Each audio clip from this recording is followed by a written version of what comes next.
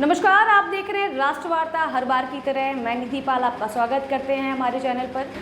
इस बार नीट का एग्ज़ाम का जो रिज़ल्ट आया है उसमें धांधली की खबर ज़ोरों शोरों से सोशल मीडिया न्यूज़ चैनल्स पे चल रही है। धांधली क्यों हुई, कैसे हुई और क्या सवाल हो रहे हैं छात्रों के, हम आपको सारी खबर आपको बताएंगे। मगर आपको बता दें, इससे पहले भी तमाम कॉम्पिटिटिव एग्ज़ाम में पेपर लीक्स जैसे या एग्ज़ाम में या रिजल्ट में धांधली जैसी खबरें चला चुके हैं और ऐसी खबरें आ चुकी हैं। तो आखिर कब तक सरकार सिर्फ जवाब से ही काम चलाती रहेगी या उसका कुछ सल्यूशन भी होगा? सवाल ये है छात्रों की तरफ से कि जो नीट का एग्ज़ाम है उसका जो रिज़ल्ट आया है उसमें 67 छात्र जो है ना टॉपर निकले हैं और एक ही इंस्टीट्यूट से 7 स्टूडेंट जो है ना टॉप किए हुए हैं। और टॉप में जो नंबर आए हैं, नंबर आपको बता दें 720, 719, 718, 717, क्योंकि ऐसा पॉसिबल नहीं हो सकता कि 717, 718, 719 नंबर या अंक आ सके।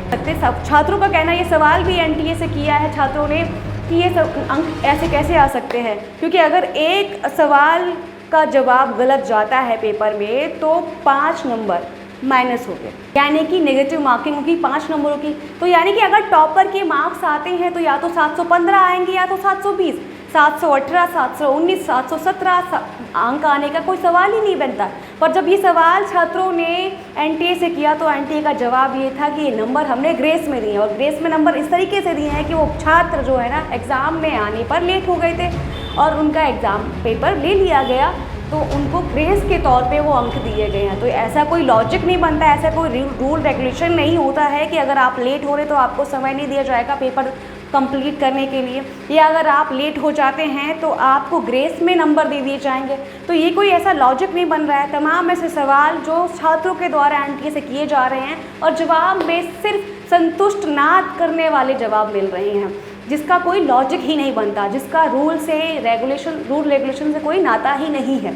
आपको बता दें कि इसी के साथ पेरेंट्स, स्टूडेंट्स सभी को सरकार और सरकार के नियमों पर जो है ना सवाल खड़े कर किए जा रहे हैं और विश्वास टूटता नज़र आ रहा है, क्योंकि हर बार ऐसा होता है, पेपर लीक होते हैं, एग्ज़ाम के रिज़ल्ट में धांधली होती है। तो आखिर कब तक छात्रों के भविष्य के साथ खिलवाड़ होता रहेगा? ऐसा सवाल हमारी तरफ से भी है और ऐसा सवाल जनता की तरफ से भी है, जो इतनी सारी मेहनत करते हैं। पेरेंट्स लाखों रुपए लगाते हैं उनके पढ़ाई में, उनके कॉम्पिटिटिव एग्ज़ाम में, उनकी स्टडी में सालों मेहनत करते हैं। खुद छात्र उस पर कि इतनी उम्मीदें लगा के बैठते हैं कि उनके साथ खिलवाड़ नहीं होगा।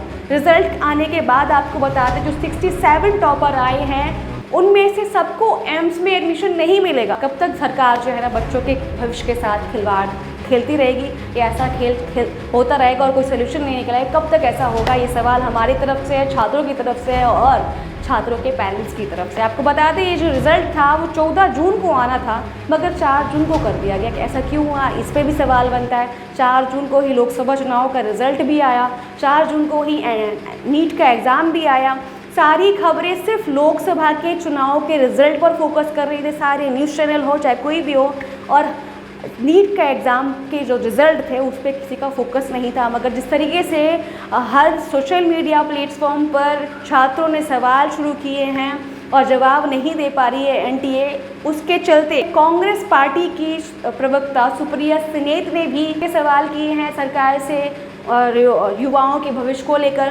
वही ट्वीट भी किया है। ट्वीट में तो जिस तरीके से सुप्रिया सुनीत ने सवाल दागे, वहीं पर ट्वीट करते हुए प्रियंका गांधी ने भी सवाल खड़े किए हैं सरकार पर।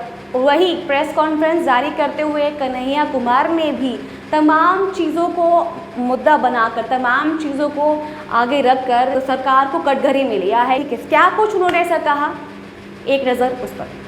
कि नीट के परीक्षा में एक बार फिर से धांधली हुई है, मतलब ये पहली बार नहीं हुआ है।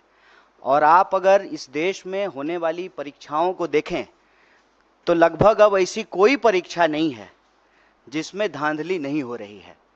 मतलब विद्यार्थियों ने तो सोशल मीडिया पे ये लिखना शुरू कर दिया है कि एक बार फिर लीकेज सरकार, और बार बार परीक्षाओं में प्रश्न पत्र लीक होना, परीक्षा की जो तिथि है उसको बार बार बढ़ाना, और जो वैकेंसियां हैं उसको सही समय पे नहीं भरना, ये मामले लगातार उजागर हो रहे हैं। अव्वल तो आप सब लोगों ने देखा होगा कि चुनाव से पहले आदरणीय प्रधानमंत्री जी परीक्षा पर चर्चा करते हैं।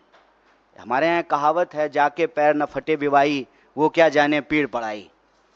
तो चुनाव से पहले आप परीक्षा पे चर्चा करते हैं, चुनाव जब समाप्त हो जाता है पूरे 5 साल तक जो परीक्षाओं में धांधली होती है, टाइम पे एग्जाम नहीं होता है और जो वैकेंसियां हैं उसके बारे में आप कोई बात नहीं करते हैं।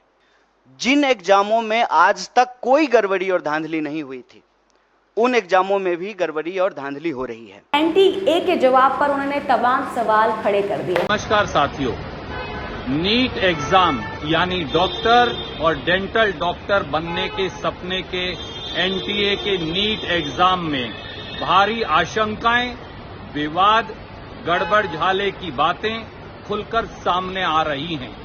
24 लाख हिंदुस्तान के युवाओं और उनके माता पिता की आशंकाओं का कोई जवाब नहीं दे रहा, न NTA दे रहा, न मोदी सरकार दे रही। सवाल ये है कि इन 24 लाख बच्चों के भविष्य का होगा क्या? क्या नीट के एग्जाम का रिजल्ट सही है? क्या NTA द्वारा भारी गलती की गई है? क्या मोदी सरकार के पास कोई जवाब है? इन सारी बातों का जवाब मांगा जाना चाहिए। और कुछ ऐसी बातें हैं उन 24 लाख बच्चों के भविष्य की जिनका जवाब हम मांगते हैं। पहला सवाल, 67 बच्चों ने नीट टॉप किया है। 67 बच्चों के 720 में से 720 नंबर आए, ये कैसे हो सकता है? देखिए पिछले सालों में क्या हुआ। 2019 में एक टॉपर था, 2020 में एक टॉपर था, 2021 में 3 टॉपर थे, 2022 में एक टॉपर था, 2023 में 2 टॉपर थे और 2024 में 67 टॉपर। ये अपने आप में असंभव लगता है क्योंकि नीट पेपर में तो नेगेटिव मार्किंग भी है। अब सवाल ये है कि ये संयोग है या प्रयोग? दूसरा सवाल, क्या ऐसा हो सकता है कि 67 में से 44 टॉपर ऐसे हैं जो ग्रेस मार्क्स के आधार पर हैं, यानी उनके सवाल का जवाब ही गलत था। एटम्स को लेकर जो सवाल आया उसमें पहले ऑप्शन 1 सही बताया गया, फिर ऑप्शन 1 और ऑप्शन 2 दोनों सही बताए गए। 44 बच्चों को ग्रेस मार्क्स दे दिए गए और उनको 720 में से 720 नंबर मिले। अब सवाल ये है कि क्या ग्रेस मार्क्स के आधार पर अब नीट एग्जाम के टॉपर्स का निर्णय होगा? और केवल ये नहीं, एक अचंभे की बात यह भी है कि फरीदाबाद हरियाणा में एक ऐसा एग्जाम सेंटर है जहां सीरियल नंबर 62 से सीरियल नंबर 69 तक 8 टॉपर हैं नीट के, 6 ऐसे जिनको 720 में से 720 नंबर मिले और 2 ऐसे जिनको 718 और 719 नंबर मिले। ये अपने आप में अचंभे की बात है।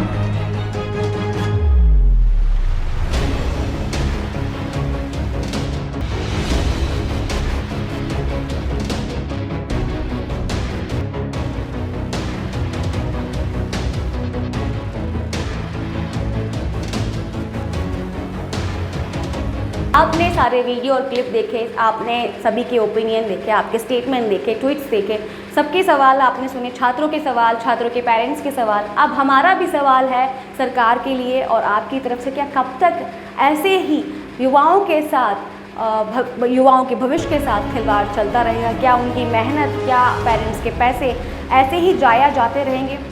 इन सभी पर आपकी क्या राय है, हमें कमेंट कर ज़रूर बताएं। हमारा सवाल भी हमारे पोस्ट पर नज़र आएगा, उस पर आपके क्या जवाब रहेंगे, हमें इंतज़ार रहेगा। तब तक लिए देखते रहिए राष्ट्रवार्ता। मैं निधि पाल, नमस्कार।